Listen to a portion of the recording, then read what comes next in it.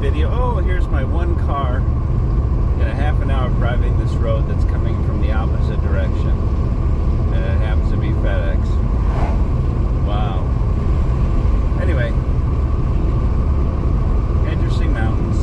Pretty. I'm going to miss coming out of these mountains. Although, back home in North Carolina now, which is home for the time being, there's about the same size mountains as ones in northwestern North Carolina, because I think the peak, the tallest one, is where the McDonald's Observatory is, and it's about 6,700 feet, and that's about, Mount Mitchell, Mount Pisgah, they're all around 6,600, 6,700 feet.